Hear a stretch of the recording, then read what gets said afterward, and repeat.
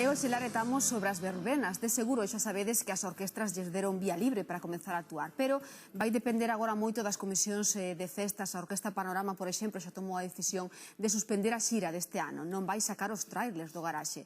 Esta é a reflexión que fai do tema Pedro Brandariz. Anda a xente preocupada e non é por un posible repunte de casos de coronavirus, non é pola crise socioeconómica, nin siquiera é porque as mascarillas son moi incómodas, senón que é porque se cadra este verán quedámonos sin verbenas. Oh, meu Deus, un verán sin verbenas non pode ser. Tranquilos, tranquilas, que se dixeron que ia haber verbenas. O que si serán diferentes. Por exemplo, os campos da festa pois agora estarán parcelados. En Galicia moito nos gusta o de parcelar, pero coidado, porque a concentración parcelaria sempre remata mal. O que si é certo é que imos ter que bailar pois soltos, separados, e poránse de moda bailes como a Macarena, como a Llenca ou o Sararinai.